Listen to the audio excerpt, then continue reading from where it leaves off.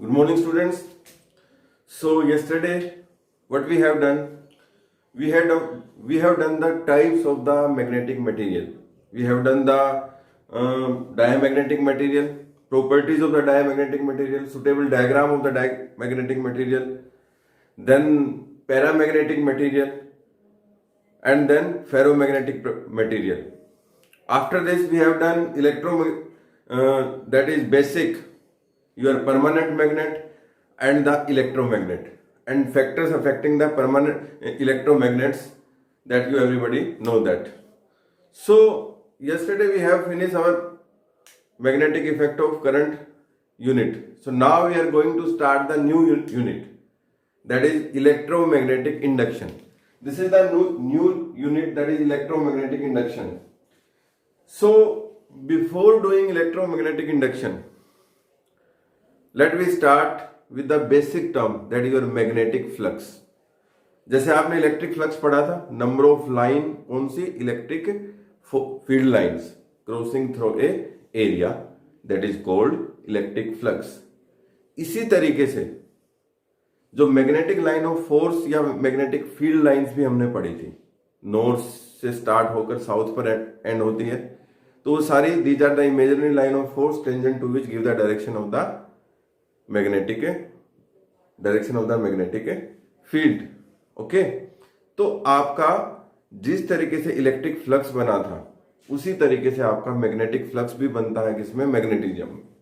जो magnetic flux है students, वो क्या होगा? Magnetic line of force crossing through a area, that is called magnetic flux. तो यहां पर मैंने डेफिनेशन लिख दी आपकी मैग्नेटिक फ्लक्स की. Magnetic flux through any surface is defined as the total number of magnetic lines passing through that surface. This is called magnetic flux. ये क्या होगा आपका मैग्नेटिक फ्लक्स का? आप डेफिनेशन लिख लीजिए पहले. Magnetic flux through any surface is defined as the total number of magnetic line passing through the surface. अब इसको समझ लेते हैं कि डेफिनेशन बनी कैसे है. सपोज कीजिए हमारे पास एक सरफेस है, ये आपका सरफेस है. सपोज कीजिए ये आपका कोई भी सरफेस है जिससे आपकी मैग्नेटिक लाइन ऑफ फोर्स इस तरीके से क्या कर रही है? पास कर रही है. ठीक है, ये मैंने एक ले ली, और ये क्या बन गया? इसका एरिया वेक्टर. और ये आपका क्या बन गया? थीटा. और ये मैग्नेटिक फील्ड की क्या बन गई? डायरेक्शन बन गई. तो ये जितने भी magnetic line of force pass कर रही है, ये क्या बनाएंगे? फ्लक्स बनाएंगे, जिसको हम फाई बी से डिनोट करेंगे. अब देखिए इसको ना, अगर मैं कंपोनेंट में तोड़ना चाहूं तो ये जो कंपोनेंट है, अगर ये बी है तो ये कितना बन गया? B sine theta. और ये थीटा इस पे है तो ये क्या बन गया? B cos of theta. तो यहां देखिए जो आपका एरिया वेक्टर है और ये कंपोनेंट दोनों में 0 डिग्री एंगल है, तो इसका जो फॉर्मूला बन जाएगा फाई बी का, B A cos of theta. ठीक है, ये फॉर्मूला आपका मैग्नेटिक फ्लक्स का बन जाएगा. देखिए हमने ये कंपोनेंट क्यों नहीं लिया? क्योंकि जहां पर आपका एरिया वेक्टर है, वही कंपोनेंट में एंगल कितना होगा? 0 होगा. तो इसमें B A cos theta angle 0 होगा तभी फ्लक्स आएगा. अगर 90 होगा तो फ्लक्स नहीं आएगा. तो ये जनरल फॉर्मूला हो गया किसका? मैग्नेटिक फ्लक्स का. बी ए कोस थीटा, ये थीटा एंगल है. तो मैग्नेटिक फ्लक्स की पहले डेफिनेशन लिखेंगे, फिर ये डायग्राम बनाएंगे, फिर फॉर्मूला लिखेंगे आपका. अब मैग्नेटिक फ्लक्स के 3 केसेस कर लेते हैं. तो पहला केस कौन सा है? पहले तो फॉर्मूला लिख लेते हैं. Phi B that equal to में B A cos of theta. ठीक है, तो आपका when theta equal to 0 degree, तो फाई बी कितना बन जाएगा? ये केस फर्स्ट है आपका, केस फर्स्ट. तो फाई बी कितना बन जाएगा? B A cos of 0. हमें पता है कोस 0 कितना होता है आपका? 1. तो फाई बी कितना बन जाएगा आपका? बी ए कोस 0 1 हो गया. तो ये आपका फाई बी बन गया, और ये क्या हो गया आपका? मैक्सिमम. मतलब जब एंगल आपका बी और ए, मैग्नेटिक फील्ड और ए के बीच में एंगल 0 डिग्री हो, तो आपका ए क्या है? आपका एरिया वेक्टर. यहाँ पर वहां पर मैंने एन कैप किया था, यहाँ पर एन कैप और ए आपकी एक ही बात है, एरिया वेक्टर से डिनोट करेंगे। तो यहाँ पे मैक्सिमम हो जाएगा, मतलब ये तो आपकी बी की डायरेक्शन होगी और यही आपकी एरिया वेक्टर, या इसको मैं ए लिखूं, इसकी डायरेक्शन होगी। इसमें फ्लक्स क्या हो जाएगा, 5b क्या हो जाएगा, मैक्सिमम। Clear student? अब हम सेकंड केस करते हैं। सेकंड केस में क्या है आपका, सेकंड केस में when theta equal to 90 degree, मतलब क्या होगा, ये बी की डायरेक्शन है और ये आपकी एरिया वेक्टर की डायरेक्शन है या ए की डायरेक्शन है। तो एंगल कितना है आपका, 90 डिग्री। तो इसमें क्या होगा, 5b आपका बी ए कोस 90 बन जाएगा। कोस 90 कितना होता है, कोस 90 हमें पता है कितना होता है, 0। तो 5b की वैल्यू कितनी होगी आपकी, 0, मतलब इसमें नेट फ्लक्स कितना हो जाएगा, 0। जो नेट फ्लक्स है 5b वो कितना, 0, और इसमें क्या बन जाएगा, मिनिमम। तो ये दो डिफरेंट केस थे। तो आपने ये देखा कहां पर फ्लक्स मैक्सिमम है, कहां पर फ्लक्स मिनिमम है। ठीक है, ये आपका मैग्नेटिक फ्लक्स के बारे में है। अब हम इसकी एसआई यूनिट करेंगे और फिर एसआई यूनिट को डिफाइन भी करेंगे। तो एक ही फॉर्मूला है, जो फ्लक्स है आपका वो मैक्सिमम फ्लक्स कितना हो गया, 5b, ये हो गया आपका b इंटू ए, ये मैक्सिमम फ्लक्स ही लेंगे हम। अब जो आपका 5b equal to B into A है, इसकी जो एसआई यूनिट होती है वेबर, इसकी जो एसआई यूनिट है वेबर, ठीक है, और इसको 1 वेबर कर देंगे, ये 1 टेस्ला और ये 1 मीटर स्क्वायर, मतलब उसको इस तरीके से भी लिख सकते हैं, 1 weber equal to 1 tesla into 1 metre square. तो डेफिनेशन क्या बनी, the SI unit of magnetic flux is weber and it is a scalar quantity.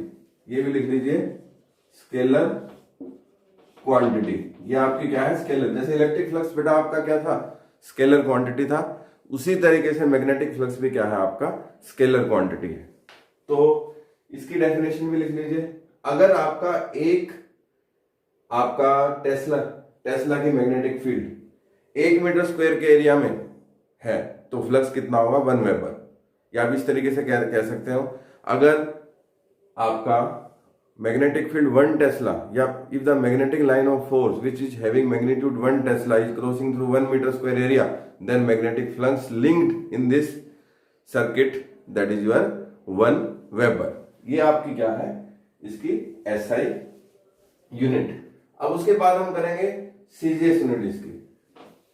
देखिए सीजीएस यूनिट क्या है आपकी, इसकी एसआई यूनिट और सीजीएस यूनिट में आपका मैक्सवेल आपकी सीजीएस यूनिट है। तो 1 मैक्सवेल इक्वल टू, इसमें 1 गोज इंटू 1 सेंटीमीटर स्क्वायर।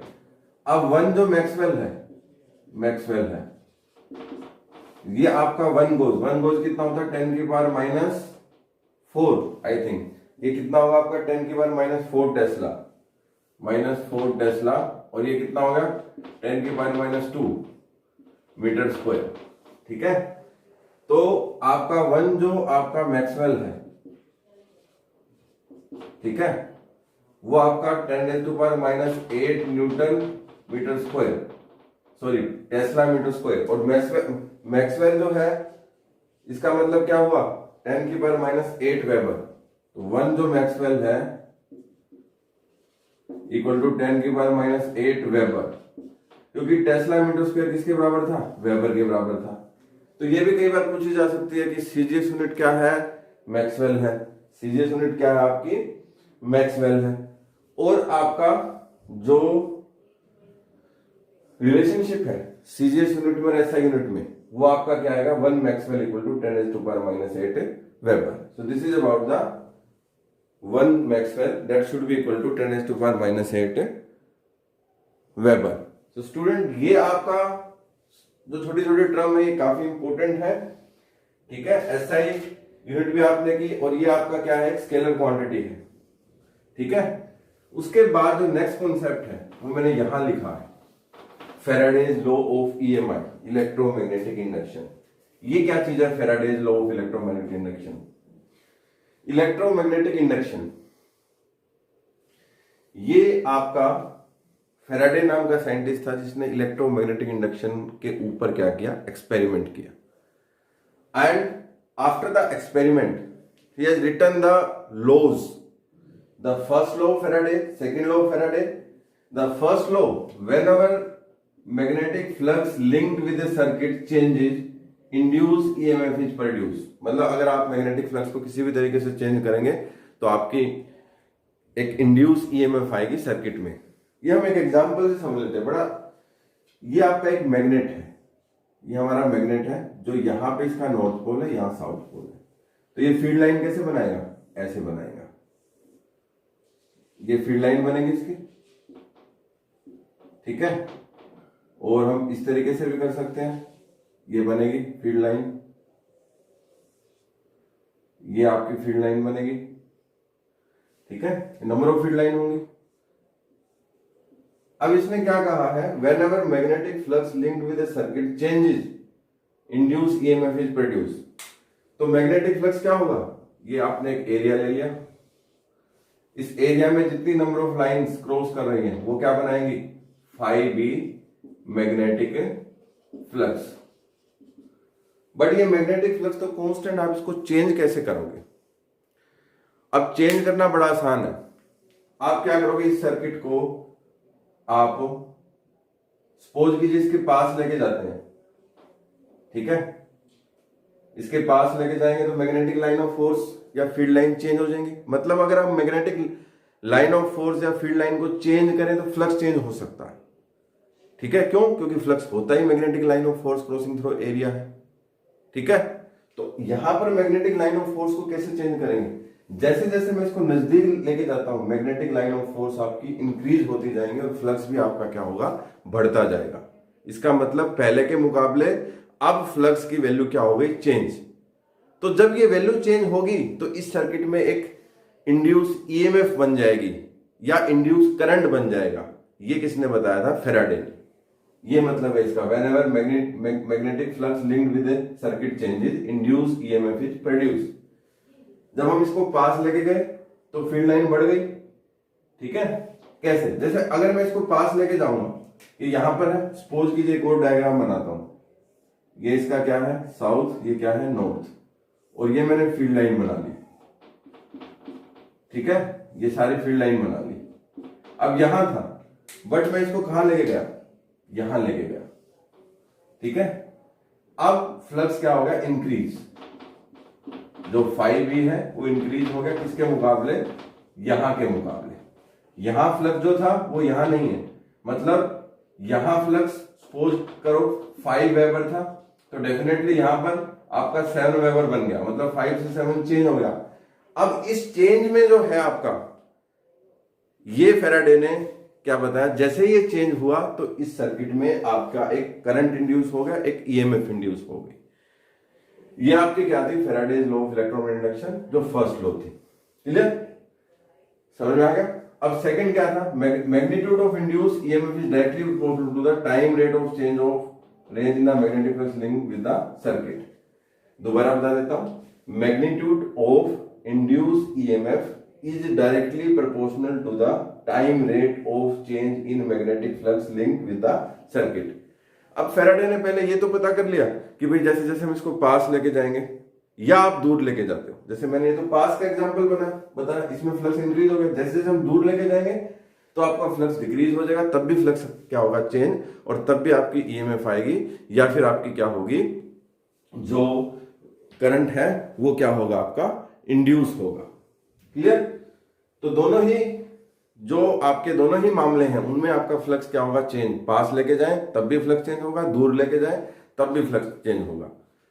अब दूसरा क्या है, magnitude of induce EMF is directly proportional to the time rate of change in the magnetic flux linked with the circuit. अब जो फेराडे था, फेराडे ने ये सोचा कि पहले उसने लॉ तो दे दी फर्स्ट, बट उसने देखा भी कितना अमाउंट का फ्लक्स चेंज हुआ और कितने अमाउंट की आपकी ईएमएफ आई, वो भी उसने बताई। तो वो उसने किस सेकंड लॉ से बताई। तो उस सेकंड लॉ को हम किस तरीके से लिख सकते हैं, ये डायग्राम हम दोबारा भी बनाएंगे। जो सेकंड लॉ थी उसको हम क्या कर सकते हैं, सपोज कीजिए ईएमएफ है वो डायरेक्टली प्रोपोर्शनल होगा d∅ by b dt, मतलब rate of change of flux. ये उसने मैग्नीट्यूड दिया ईएमएफ का।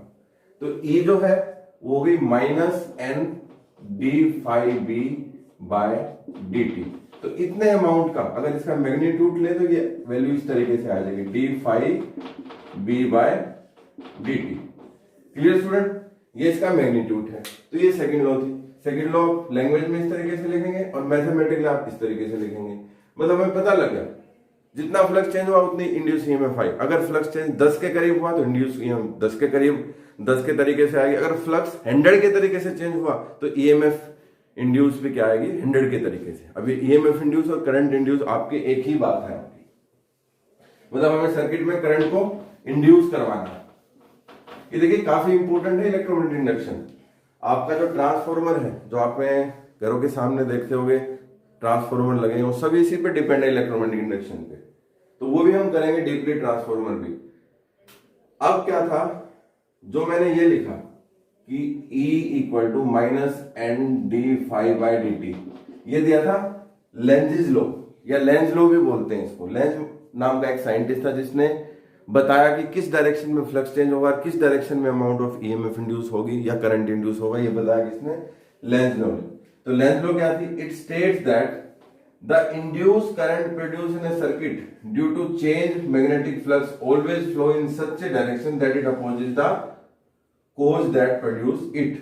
मतलब जो आपका इंड्यूस करंट है उसकी डायरेक्शन कुछ इसी तरीके से आएगी कि वो आपका अपोज करेगा किसको, आपका जो मैग्नेटिक फ्लक्स है उसको क्या करेगा, अपोज। तो देखिए हम एक एग्जांपल से समझ लेते हैं। अभी ये तो सिर्फ आपका लिखने के लिए थी, स्टेटमेंट आपको लिखनी पड़ेगी, एग्जांपल से फिर आप अच्छी तरह समझ जाएंगे।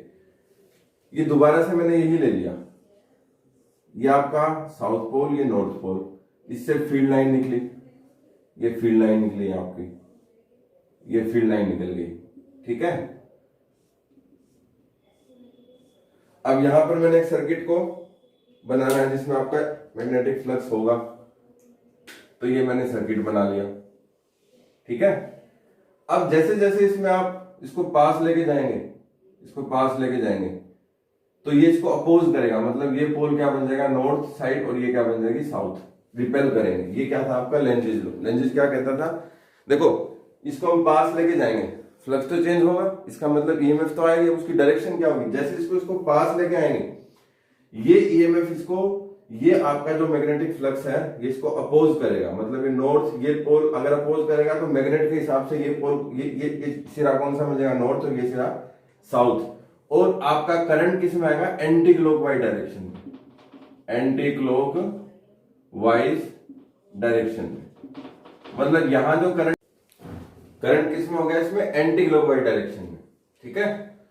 मतलब जैसे ही हम इस सर्किट को पास लेके गए, ठीक है, फ्लक्स चेंज हो गया, फ्लक्स चेंज होने से ये मैग्नेट के आधार पर ये नॉर्थ पोल बन गया इसका, ये साउथ पोल बन गया, तो इसने इसको रिपेल किया, अपोज किया, तो करंट किस में होगा, एंटी क्लॉकवाइज डायरेक्शन में। अब देखिए दूसरा बनाते हैं। दूसरे में हमने क्या किया, ये जो आपका सेम मैग्नेट लिया है मैंने, साउथ पोल, नॉर्थ पोल, और ये आपकी मैग्नेटिक लाइन ऑफ फोर्स है, ये सारी आपकी क्या क्रॉस कर रही है, मैग्नेटिक लाइन ऑफ फोर्स। अब मैं क्या करने वाला हूं, ये दोबारा से मैंने सर्किट ले लिया, अब इसको मैं दूर लेके जाता हूं, फिर अपोज करेगा तो ये पोल कौन सा बन जाएगा, साउथ, ये पोल क्या बन जाएगा, नॉर्थ, और करंट किस में आ जाएगा, क्लॉकवाइज डायरेक्शन, क्लॉकवाइज डायरेक्शन, ठीक है। जो करंट है वो आपका किस में होगा, क्लॉकवाइज डायरेक्शन में। तो ये बड़ा इंपॉर्टेंट कॉन्सेप्ट है, E equal to minus N D phi B by D. Student जो मतलब बेसिक एप्लीकेशन क्या है इलेक्ट्रोमैग्नेटिक इंडक्शन की, जो हमारे ट्रांसफॉर्मर है वो सारे के सारे आपने अपनी गली के बाहर देखे होंगे कि ट्रांसफॉर्मर है जो वोल्टेज को क्या करता है, आपका स्टेप अप या स्टेप डाउन, मतलब वोल्टेज की क्या करता है, आपकी सिंक्रोनाइजेशन करता है, ठीक है। वोल्टेज को ज्यादा भी करता है, कम भी करता है जरूरत पड़ने पर। तो वहां पर उसका जो बेसिक प्रिंसिपल है वो क्या है, electromagnetic induction. So student, this is the new chapter. Actually, in this unit, electromagnetic induction, we are having two parts. The first one is the electromagnetic induction, and second is the alternating current. So this whole unit is electromagnetic induction and alternating current. So today we are going to discuss all the concept about the electromagnetic induction. So this is the basic and the introductory lecture.